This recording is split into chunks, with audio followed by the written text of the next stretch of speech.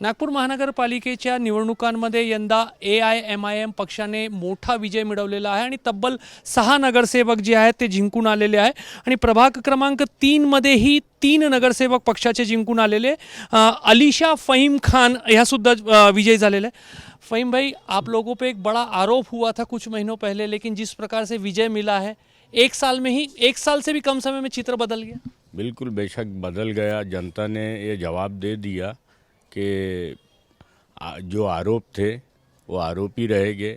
बाकी तो जो केस है वो कोर्ट के अंदर चल रहा है, तो उस पर मैं ज़्यादा टिप्पणी नहीं करूँगा। लेकिन जनता ने ये बता दिया है कि आप अगर जुल्म करोगे, इनजस्टिस करोगे किसी के साथ, अगर बुलडोज़र जस्टिस को यहाँ पे लाने की कोशिश करोगे तो आप एक मकान तोड़ोगे और 100 लीडर पैदा करवा लोगे अपने खिलाफ।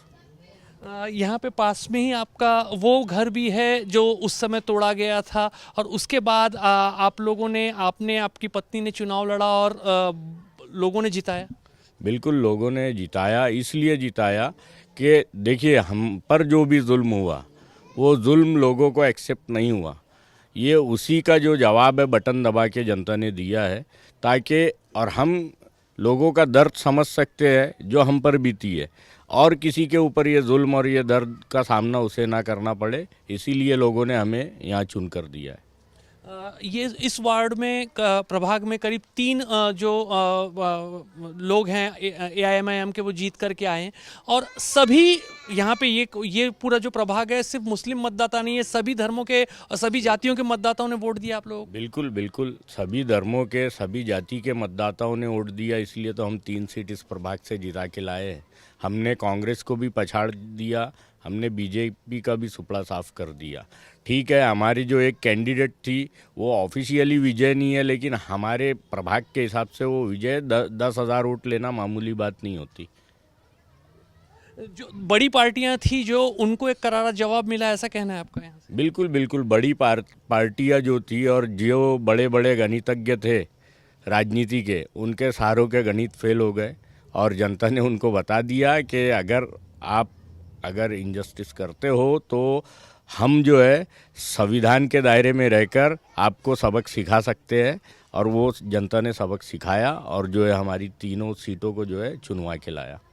जब आपके ऊपर में नागपुर में जो हिंसा हुई थी, एक दंगे जैसी स्थिति निर्माण हुई थी, आप पे आरोप लगा था, आपको मास्टरमाइंड तक कहा गया था, उसके बाद 8 से 9 महीनों में ये जो चित्र बदला, क्या कहना है उस घटना के बारे में? 8-9 महीने पहले जो हुआ था और जो आरोप आप पे लगे थे।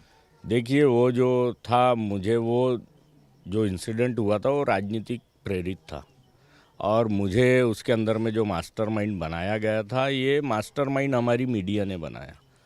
मुझे जो है पुलिस प्रशासन का भी भरपूर सहयोग मिला। उन्होंने प्रॉपर इन्वेस्टिगेशन की और वही रिपोर्ट कोर्ट में सबमिट किया, तभी मैं 4 महीने के अंदर बाहर आया हूँ।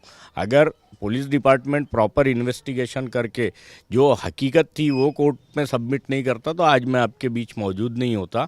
और जनता को भी पता था कि इनके साथ जो हो रहा है ये सिर्फ एक पॉलिटिकल स्टंट है, एक माहौल बनाने की कोशिश की जा रही है कि उत्तर प्रदेश की पॉलिसी जो है महाराष्ट्र में लागू की जा रही है। उस समय जो भी सबूत पुलिस ने 4 महीनों की तफ्तीश में जो सबूत निकाल के सामने लाए, कोई भी सबूत आपके खिलाफ नहीं गया, इसलिए जमानत आपको मिल पाई, ऐसा कहना है? बेशक बेशक, क्योंकि जिस वक्त ये सारी चीज़ें हो रही थी उस वक्त जो है मैं घर में था। ये जो है, अगर आप हक की आवाज़ बुलंद करोगे, अन्याय के खिलाफ बोलोगे, तो आपको ये सारी चीज़ें भुगतने के लिए तैयार रहना पड़ेगा। क्योंकि आज देश में ऐसी सरकारें चल रही है जो ऊंची आवाज़ अगर सच्चाई की बुलंद होती है तो उसको दबाने के लिए सारे हथकंडे अपनाती है। आप एक संकेतों में एक बड़ी बात करें, उत्तर प्रदेश की राजनीति महाराष्ट्र में नहीं चलेगी। हाँ, वो तो अभी शॉर्ट टर्म में ही समझ में आ गया।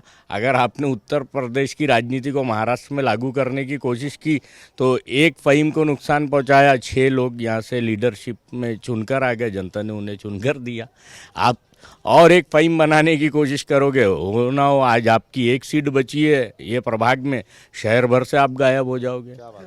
एक फ़हीम को गिरफ्तार किया गया था उस समय, उसके बाद ये 6 सीटें आई हैं। बिल्कुल बिल्कुल, और यही होगा। आप देखिए, जुल्म के खिलाफ अब जो है नौजवान जाग चुका है, जागरूक है। राजनीति जो चलनी थी 10 साल चल चुकी, 10-11 साल का टर्म हो गया, चल गया। वो जितना HM करना था वो हो गया। लोगों के समझ में आ गया है कि भाई हमको जो है 10 सालों से बेवकूफ़ बनाया जा रहा है। हमारे सेंटीमेंट जो इश्यूज़ है उसको लाके बीच बीच में किसी को भी टारगेट बना के मुझे जो है बांग्लादेशी और दुनिया भर की चीज़ें, मैं क्या बांग्लादेश नहीं, बंगाल के करीब करीब नहीं पहुंचा आज तक। मुझे जो है बांग्लादेश और कश्मीर कनेक्शन, दुनिया भर की चीज़ें कही गई। कश्मीर जाने का बहुत शौक था मुझे, लेकिन अब डर लगता है कश्मीर जाऊंगा तो फिर से कनेक्शन जोड़ देंगे। आज तक तो गया नहीं। आपका ये वो जो घर है जो उस समय महानगर पालिका ने तोड़ा था, उसी महानगर पालिका में अब अलीशा फ़हीम खान नगर सेविका बन के बैठेगी। इस घर को फिर से बनाएंगे? बिल्कुल इसी घर को बनाएंगे हम। मैं जो इस घर में ही पैदा हुआ हूँ और आपके सामने जो आज मौजूद हूँ, यही घर है मेरा।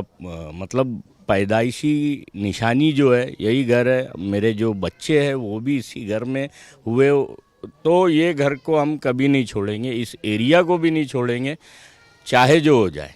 अभी कहाँ रह रहे हैं? अभी बस रह रहे हैं वो टीन के मकान में, वो ऊपर जो दिख रहा है एक रूम बना के रह रहे हैं। परिवार बिखरा पड़ा है, कुछ भाई, छोटा भाई कहीं और रहता है, मम्मी पापा सिस्टर के पास है।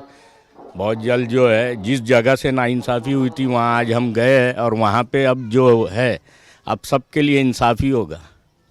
तर फ़हीम खान यांच्या पत्नी अलीशा फ़हीम खान प्रभाग 3 मधून मोठ्या मताधिक्याने विजयी झालेल्या आहे आणि 17 मार्च रोजी नागपुरात दंगल उसळली होती। त्यामध्ये फ़हीम खान आणि इतर आरोपींवर आरोप ठेवण्यात आले होते, त्यांना अटकही झाली होती। त्यांना जामीन मिळाला काही महिन्यानंतर आणि आता महापालिका निवडणुकीमध्ये त्याच प्रभागातून जिथे त्यांचा घर पाडण्यात आलेला होता त्याच प्रभागातून त्यांनी मोठा विजय मिळवलेला आहे। कॅमेरामॅन अतुल हिरडेसह रजत वशिष्ठ, एबीपी माझा, नागपूर।